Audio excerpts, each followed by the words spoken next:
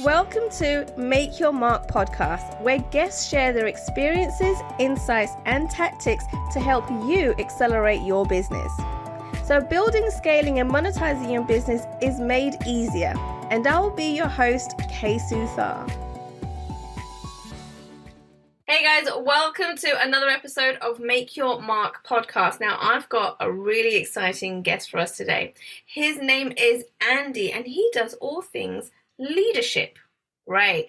And so we have to work out what it is, how we do it in order to become a great leader, right? Because when we're building our businesses, right, this is one of the things that kind of gets dropped off. So many people are in leadership roles, but guess what?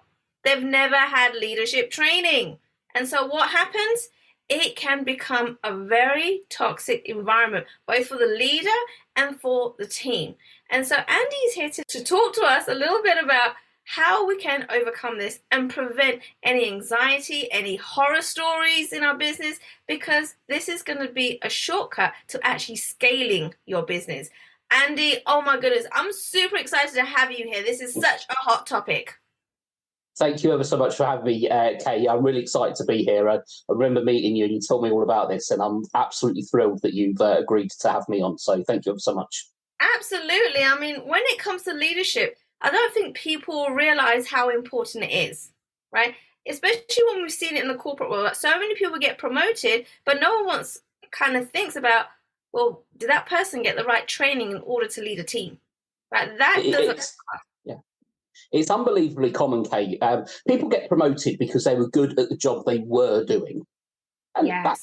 that's fine, depending on what the promotion metrics companies use in order to promote people.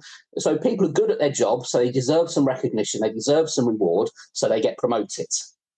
But then they're now in a job where they've got no training in, no experience in, and they're expected to deliver from day one. Right. That immediately puts people under an awful amount of pressure.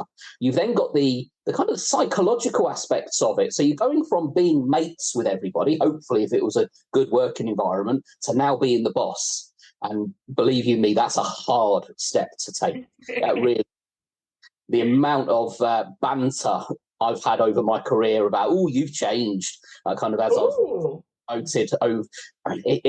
It's light-hearted Mickey taking, but never a truer word said in jest as well. It's true. Now, I've got so many questions for you, right, when it comes around. Right? But before we get into the whole nitty-gritty of leadership, I would love for you to share with our audience a little bit about your background and what your journey was like, because we all know building a business to this point does not happen overnight, right? Absolutely, yeah. So if you imagine your stereotypical middle child, that was me.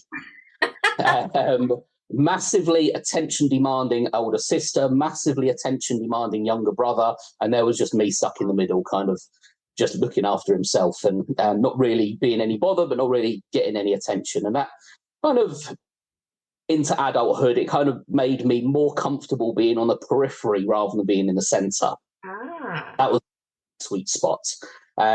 So over the years, as I moved into the workplace, if it's not too arrogant to say, I was always a fairly competent person. And then the rewards started coming my way and I got promoted. So I got my first promotion in 2004, it was. So my career was in the RAF. I spent 23 years in the Royal Air Force. And I had my first promotion to corporal back in 2004. And making that first step wasn't too bad, really, because going from a junior rank to a corporal, you're still a junior rank as a corporal. You just have a little bit more responsibility on your shoulders. Okay. And that's what it's still first names terms with most people. You still got that senior cover above you, so you have a little bit of authority, but you don't have too much because you're still a junior rank. So it wasn't too bad a step. But then you roll forward 5 years and I got promoted to sergeant. Now that's your first manager step. And this is when kind of the ego and the id within the human psyche start battling with each other. Okay. I'm a sergeant, but hang on a minute, I'm just me. I'm this quiet kid from a council estate who doesn't like being the centre of attention and kind of starts battling within you. And you're also making that step from being one of the guys, being one of the lads, to being the sergeant, and all of a sudden first name basis is no longer appropriate. And so you got that, well, who am I to kind of expect not to be called Andy? Who am I to kind of demand that I have to be referred to by as sergeant, as sarge, or san, or whatever terminology the different services used. And that was quite a hard step to take. And you have all this huge amounts of male testosterone and masculine energy floating around the workplace, and you're kind of expected to be this big, strong, tough leader, lead from the front, and that sort of thing. So a lot of people, myself included, they put a mask on. A mask on and say, right, I need to hide these insecurities, these doubts, these kind of wonders of kind of, can I do this? I need to hide all of that, because if I let that out, that really affects my ability to lead my team, to be seen as this position of authority, to be able to have credibility as a leader and things like that. Right. And this is all stuff that just happens inside of us. And it happened to me. I've seen it happen to so many other people as well. It's unreal. It wasn't until really roll forward a good, how many years? 9 years further than that, sergeant, and my personal mental health had kind of hit rock bottom, and I finally, after a long time, made that decision to stop sweeping it under the rug and go and get some help.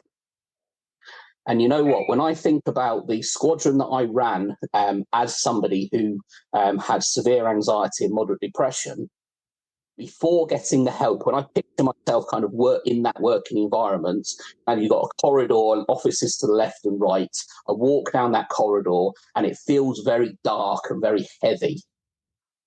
All the doors are shut. You can't hear people talking. If I go into somebody's office, people are kind of rigidly stuck to their computer. Don't turn around, the flight sergeant's here. That sort of thing. Okay. After getting the help, consciously, there's one thing that I'm consciously aware of that I changed. Okay. And the only thing that was is I started telling people what was going on with me. Now, I'm sure there's probably other unconscious behaviors, unconscious changes that I made, but this is the one conscious change that I made. And this really taught me the importance, the value of vulnerability within leadership. So all that nonsense that I'd told myself for years and years, I've got to put a mask on, I've got to pretend that I'm this big, strong, capable leader and all that sort of thing. Complete nonsense. Am I allowed to swear, by the way, just in case something slips out? Yeah, it's fine. Yeah, cool. But I started telling people what was going on with me. And when I picture exactly the same environment, exactly the same people, but after telling people what was going on with me, suddenly it's light. I can see the sun shining. I can hear people talking. I can hear laughter. The doors are open. I walk into somebody's office and people turn around to me and say, all right, flight, morning flight, how's it going? That sort of thing. And when I am having a bad day, because obviously I was still poorly, right. You know, when you're in that kind of state and you're down and you're exuding that fuck off energy, I don't want to talk to anybody, that sort of thing. Yes. Instead of people avoiding me, they would come into my office. All right, flight, fancy a brew. And you know what difference that made was just absolutely incredible. So that was probably, I'd had leadership training for years and years. The leadership training in the Air Force is world class. I'm a little bit biased because I used to teach it, but It really is. It's world class. So I'd had all the leadership training that that was available, but it was that kind of realization that was the most important lesson that I learned as a leader, as somebody who's responsible for other people. And that's the power of vulnerability, the power of just being a human being. And that was so profound. And that really kick-started my geekiness when it comes to leadership psychology, human behavioral psychology, kind of the science, the neuroscience, the body chemical impacts of the workplace and things like that.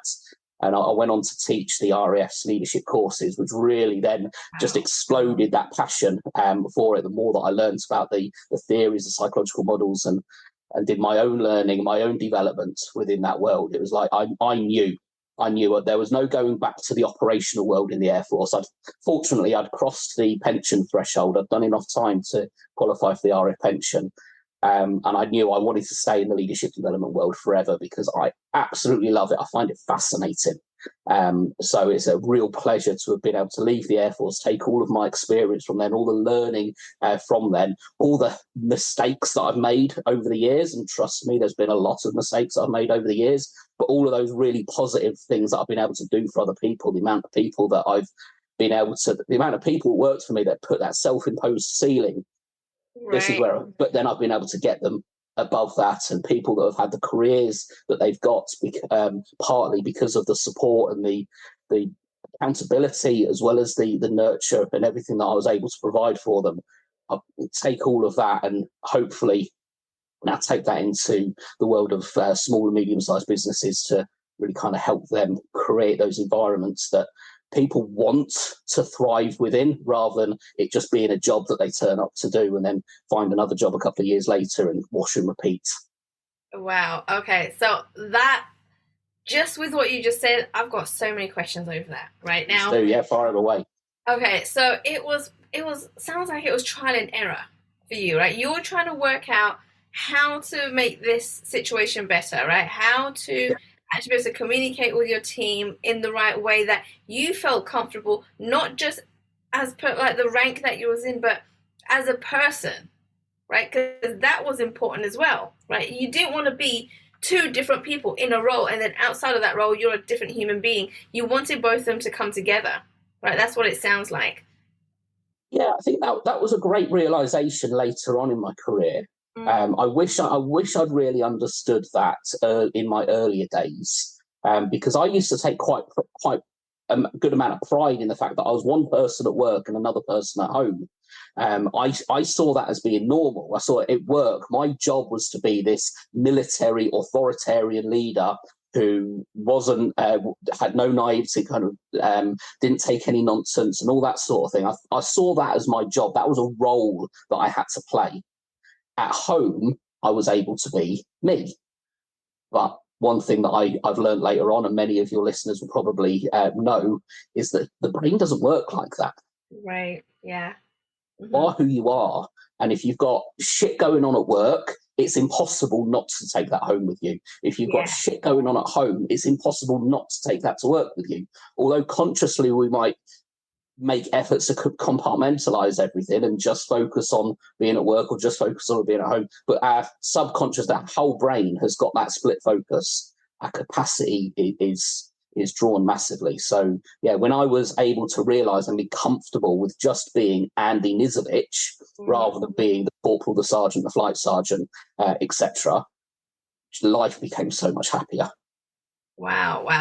Now, being part of the RAF, right, and then starting your own business is something completely different. Both need leadership skills, right, but in totally different ways. Now, how did you go from having the mindset of working in the RAF, having your own team, right, being paid a salary, and then thinking, wouldn't it be a good idea if I actually start my own business? Like, where did that come from? I have absolutely no idea. It's one of the most barking, to be honest. And it was a very, very impulsive move. When I made the decision to leave the RAF, it wasn't to start up my own business. I applied for and I was offered roles as a leadership trainer for these big corporate providers. I was offered very good wages for these training providers. One of them offered me a pathway to directorship within it, because obviously the history that I've got, the size of the teams that I've run over the years, they had this kind of developmental pathway laid out for me. But I just looked at it and I thought it was at least 90% online. And I know that there's people that build fantastic businesses by being entirely online, and that's absolutely fine. But when you're training, for me, there's nothing better than being in the classroom. nothing better whatsoever. The energy that you get, the kind of conversations, the rapport that you can build, the learning that people can have from each other, you don't get that online. There are ways that you can get a little bit of it, but certainly being online is where, being in person is where I love to be. So it just didn't excite me. And then when I started asking questions about kind of, right, as a facilitator of training, what kind of autonomy, what kind of freedom do I have to bring different training techniques into it? And it was all three of them gave me a very, very similar answer. In essence, it was none. There's your slideshow, there's your scripts, that's what you do. Thinking, well, as people who are developing leadership within other people, one of the key fundamental requirements of a great leader is to allow innovation and creativity and kind of different ideas, different ways of doing things. And I think, well, that's what you're expecting me to encourage within our students. But I don't have that ability myself. Right. And I had a very, very clear idea of what I thought one of the reasons why leadership training on its own doesn't work is, we can go into that later, but in the Air Force, one thing that I really struggled with is we could provide world-class training. Why am I hearing so many stories of such terrible leadership? So that I had a firm idea of what I thought the right way to do leadership development was. And none of these big corporate providers, I mean, I'm talking good salary. I'm talking a couple were just below and a couple were just above 50 grand a year. Put my RF pension on top of that, that's a very nice standard of living. But I just looked at it and I thought it didn't excite me. Just sitting on a Zoom call, a Teams call, whatever the software was, delivering a load of information and then wash and repeat the next day, and not really having any ability to really take that learning and then contextualize it to people's reality, realize how to actually implement learning and the kind of how to apply the different theories for person A versus how you need to apply it for person B, the different way of applying it for person C. You didn't get to do that. It was just very much wash and repeat, and it didn't excite me. And I thought, well, if I've got an idea of how I think it should be done, I might as well just go off and do it.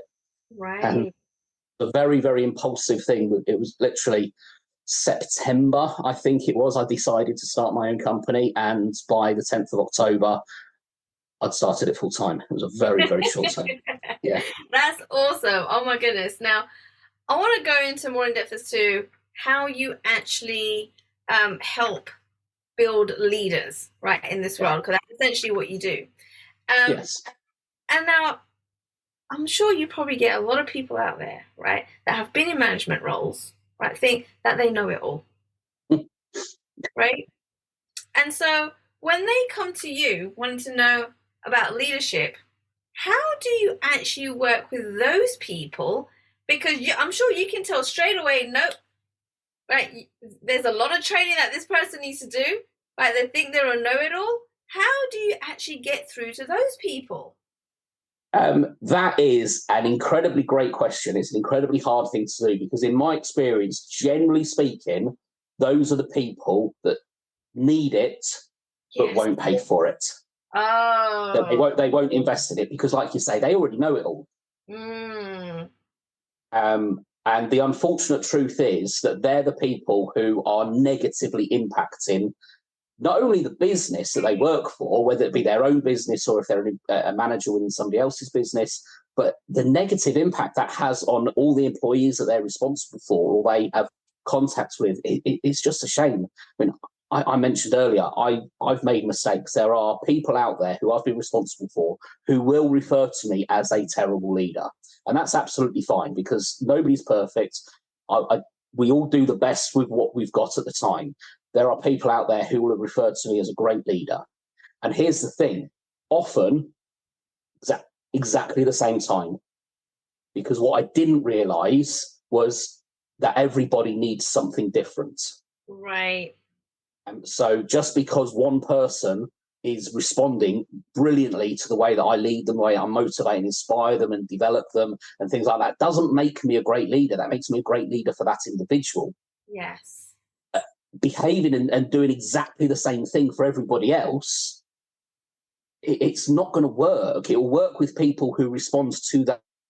It won't work for the people who respond that. So unfortunately, these people who, let's call them the know-it-alls. Yes. What they have is probably a lot of theoretical information, a lot of opinion, a lot of bias is being applied there. And this is the way we should do things. And I don't know if this is going to be on YouTube as well, but the air quotes for should, because should is probably one of the most dangerous words in the English language.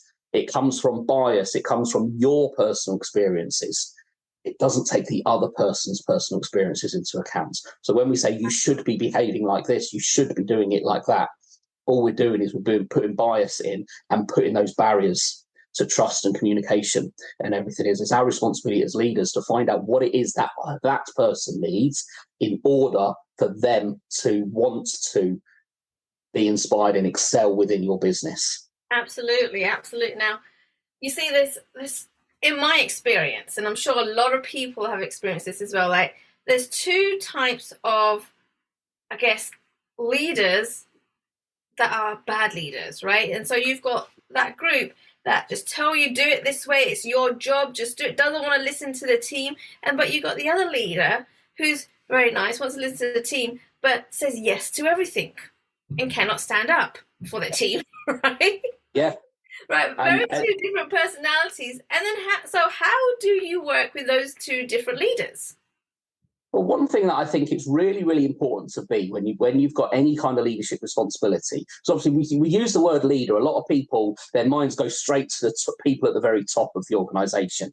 Leadership has got nothing to do with the position that you're in. It's got nothing to do with authority. It's got nothing to do with your job title or anything else. Leadership is a behaviour. It's a set of behaviours that we exhibit. It's how we motivate, inspire, encourage people to want to perform to their best. That's kind of the definition that I use. It's very similar to a lot of other people, but that's kind of how I define it. So you're absolutely right. You'll get people who are that kind of hard line. This is the way that things need to be done. And you know what? That has worked for them. The reason that they're like that is because that's the attitude that's worked for them. That's the way that they've always done things. It's worked for them. So what that often comes from is fear. It's like, well, if we didn't do it this way, is it going to work? Okay. Am I capable of adjusting to that? Now, that's a very accusatory way of thinking. That's my experience. A lot of people would deny it, but that's kind of my experience. And often that fear is it's unreal. It's unrealistic fear. It's fear that's not warranted, but it comes from that emotional center. That chimp, if you buy into the Steve Peters chimp management model, is coming in and saying, "Hang on a minute, this is new. I don't like this. This is different." And that chimp is screaming loudly and loudly, so people know this is the way to do things. People who agree with that will be fine, and they'll be happily told what to do. Those people who've got a bit more creativity, thought different ideas, different ways of doing things, going, well, hang on a minute, I can save X amount of hours, X amount of money by doing it this way. Right. Being that rigid person that's stuck and operating from fear, that's all that's going to do is demotivate people. I've been that person who's been demotivated by. I can remember creating this data, if you can remember Access, Microsoft haven't seen it for years. Yes. But I created this data. I say I created it. It was created by somebody who knew it much better than me, but then I adapted it for what we needed within our department. I've created this, and it took a lot of work, and the boss at the time was really supportive, and yes, this is great. Got it all singing, all dancing, and said, great, now I want all of that over here. And we had all these bits of paper and everything all over the walls. And hang on a minute, the information's there. It's taken me weeks to get all this populated and updated.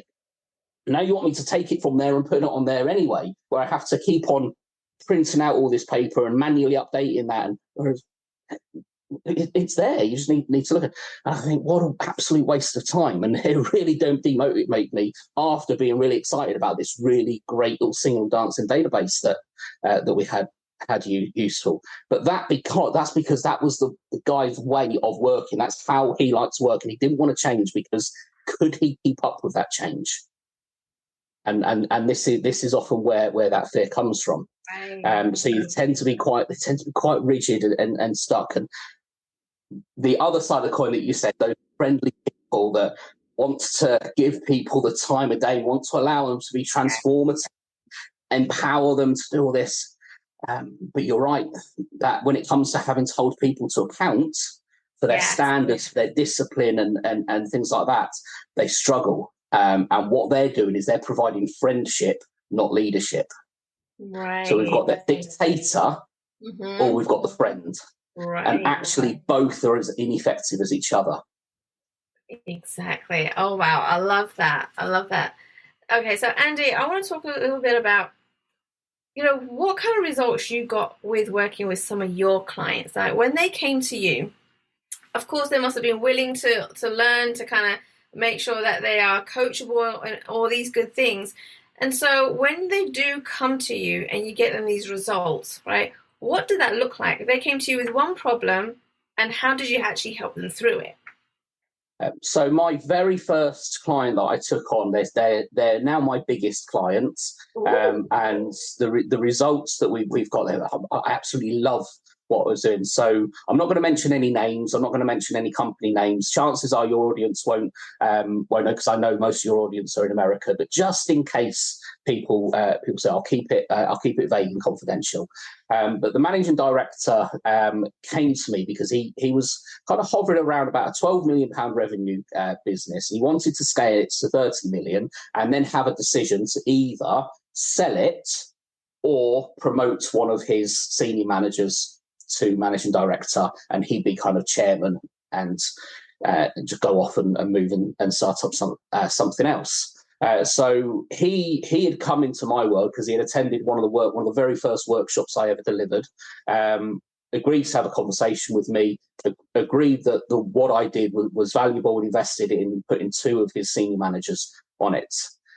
Within 2 months, those senior managers were saving around about 8 hours per week of their own personal time. So rather than being kind of stuck in the weeds of kind of solving their team's problems for them, all of a sudden they had the capacity to start looking at the strategic objectives, started making things happen. They quoted within 4 months, I think it might have been 5 months, but they quoted to me their revenue had increased by 150%.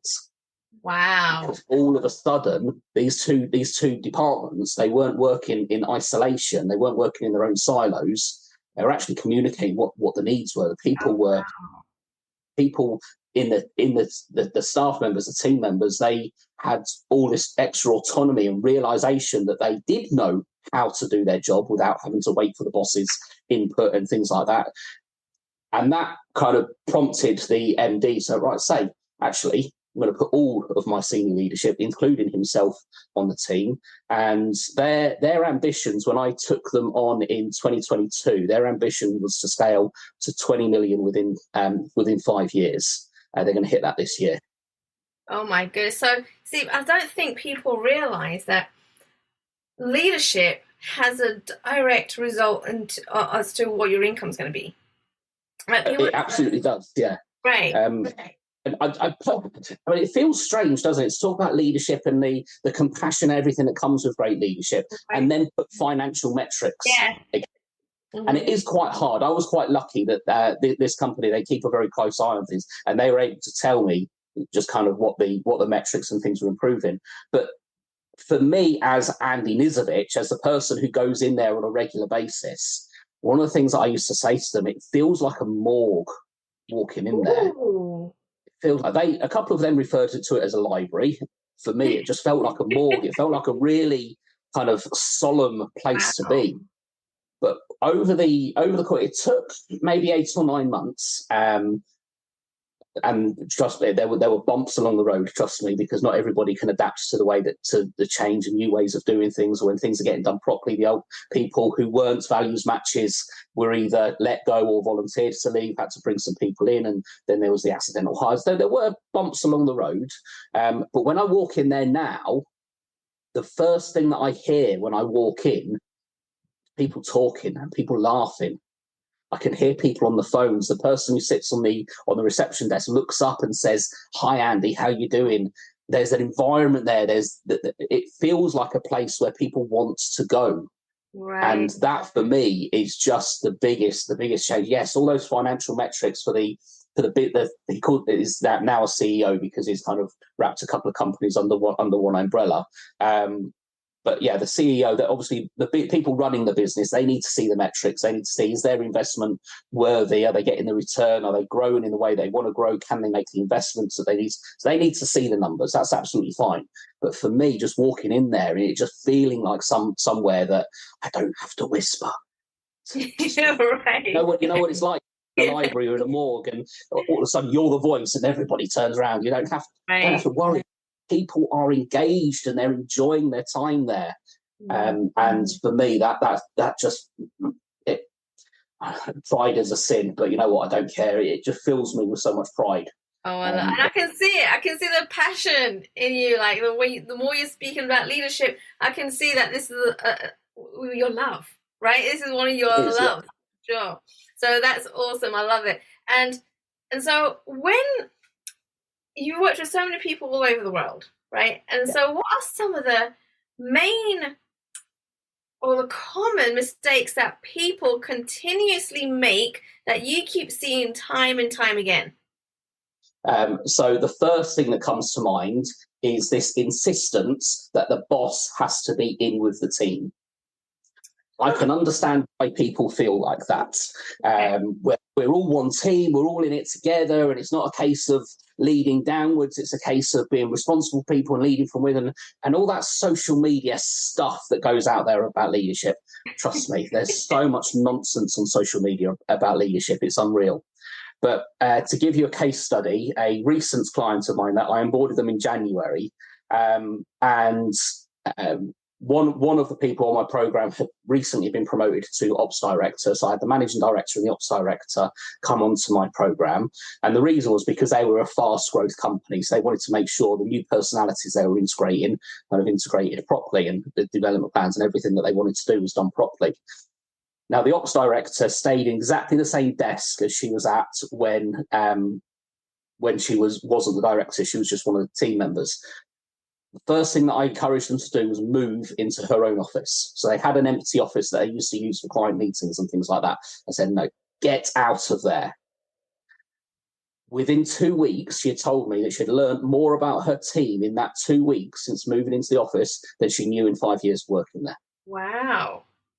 The reason for that is that whilst it's not that people didn't like her being there. She was part of the team. She was friends with everybody. She got on with everybody.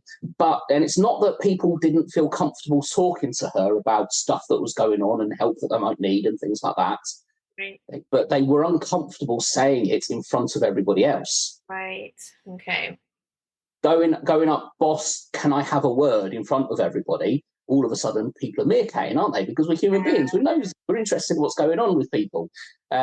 So it stifles that. But going in and speaking to your boss in their office is just normal everyday stuff, because there's always a need to go and speak to your boss about work. So it actually encouraged people to go to her and start having personal conversations with her. So she started to recognize what was going on, what reasonable adjustments needed to be made in order to help them through whatever situation they're going through. And I said, within 2 weeks, she found out more about her team than she'd learned in 5 years. And the only thing she did differently was move into her own office. Oh, wow. And this is something you picked up just like that. I cannot emphasize how important it is to have that space. It's not for you. This is a problem because it feels egotistical. Oh, right. I've been promoted, I'm special, I get to have my own office and that sort of thing. It feels egotistical, but it's not for you. That space isn't for you. It's for your staff to have somewhere to come to and say, listen, can I have a word with you? Yeah. Because the amount of bravery it takes to have those kind of vulnerable conversations, they don't happen. You don't plan them. You'll have like an impulse that I'm ready.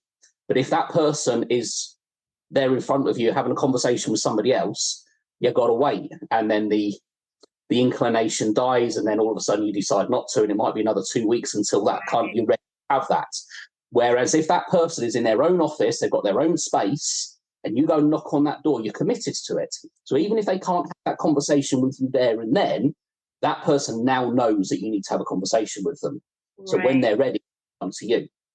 Absolutely. And there's a lot of subconscious psychological magic going on there that I'm not going to be clever enough to explain. I kind of understand it in my own way, but it's just so important. I say, got to take the ego out of it. It's not about you being special and deserving your own space. It's about having a space where you are, that people can come to you.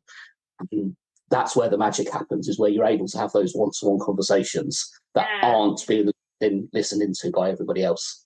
I love that perspective and that shift, and realizing that the office that's created for your position isn't actually for you, is actually for your team. Right now, we would never have thought it that way, because we just, when it comes to corporate world and what we are taught, we are told that it's for whoever gets the role, right? And you see it on TV all the time, don't you? Suits is a great example of the law firm, and I'm getting the corner office and things like that. Absolutely. So it feels like it's something that's ego driven.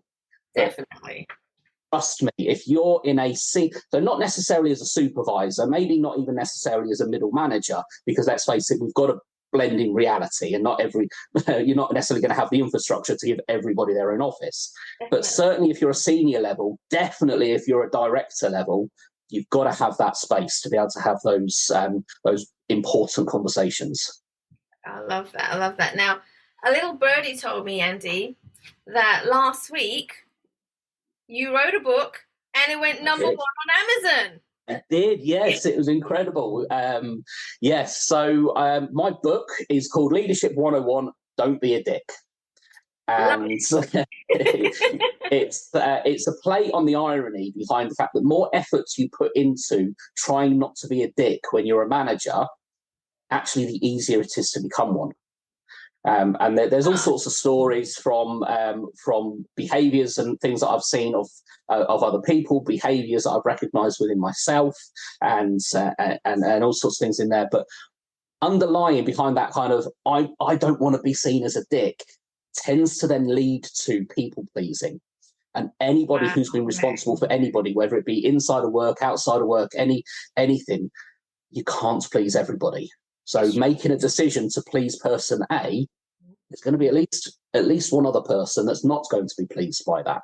So you can't, and that's kind of what you were alluding to earlier as well, is saying those people just want to say yes and be loving and nice to everybody and that sort of thing. Unfortunately, nice leadership doesn't work.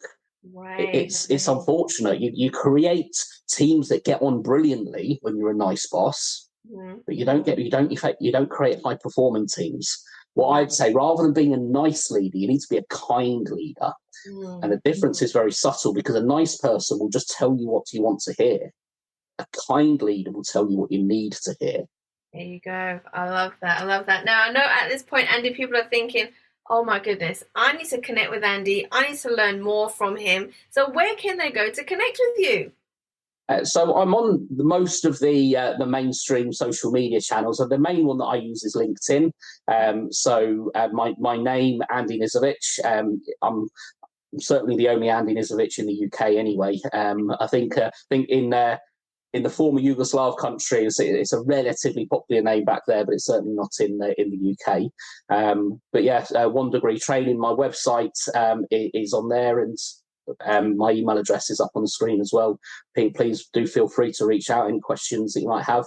I'm always happy to offer a complimentary consultation. So if anybody out there has got a staff related issue that they're just really struggling to deal with, please give me a shout. We'll have a half an hour consultation and I'll see what help I can offer.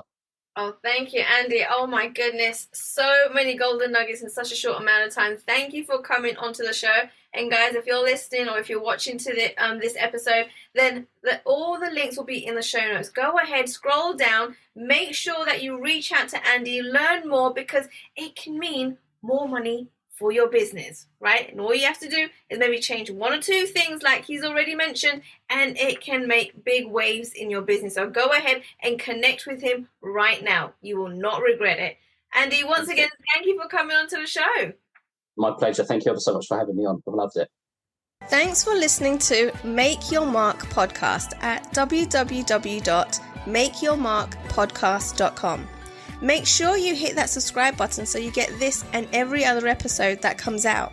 We have lots of great stuff coming, so make sure you hit subscribe so you don't miss it. And thank you in advance for all the reviews and comments. I appreciate it so much, and I look forward to serving you in next week's episode.